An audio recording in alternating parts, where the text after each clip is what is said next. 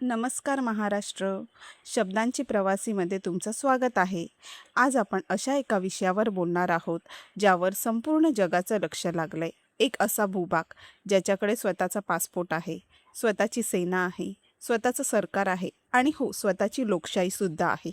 तरीही त्याला देश म्हणून ओळख मिळवण्यासाठी संघर्ष करावा लागतोय. आपण बोलतोय तायवानबद्दल. तायवान आणि चीन यांच्यातील हा वाद नक्की काय आहे आणि या एका छोट्याशा बेटावर जगाचं भविष्य का अवलंबून आहे? चला सविस्तर जाणून घेऊया. या वादाची मुळं 1949च्या चीनी गृहयुद्धात दडलेली आहेत. चीनमध्ये जेव्हा कम्युनिस्ट क्रांती झाली तेव्हा तिथलं जुनं सरकार पराभूत होऊन तायवान या बेटावर आश्रयाला गेलं.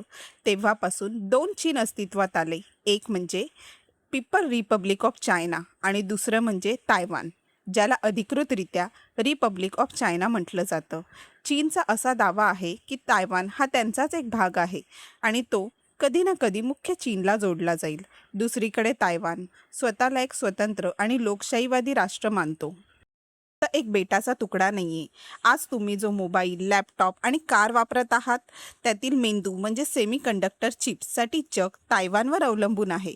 तायवानची TSMC ही कंपनी जगातील 90% प्रगत चिप्स बनवते.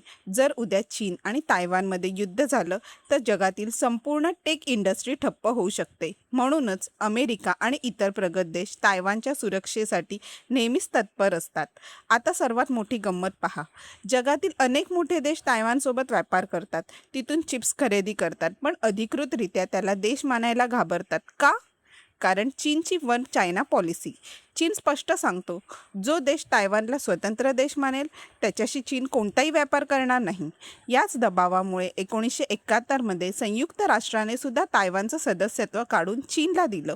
म्हणून आजही ऑलिम्पिकमध्ये तायवानला स्वतःच्या झेंड्याखाली खेळता येत नाही. त्यांना चायनीज तायपे या नावाने खेळावं लागतं. सध्या तायवानच्या समुद्रधुनीमध्ये तणाव खूप वाढला आहे.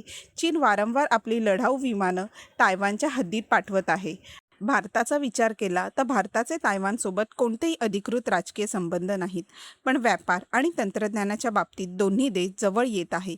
जर इथे युद्ध पेटलं तर त्याचा फटका संपूर्ण जगाच्या अर्थव्यवस्थेला बसेल.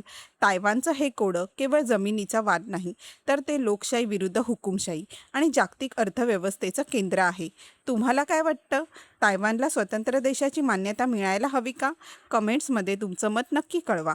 अशाच खोलवर माहितीसाठी शब्दांची प्रवासीला फॉलो करा आणि हा व्हिडिओ जास्तीत जास्त शेअर करा. भेटूया पुढच्या एका रंजक विषयासह.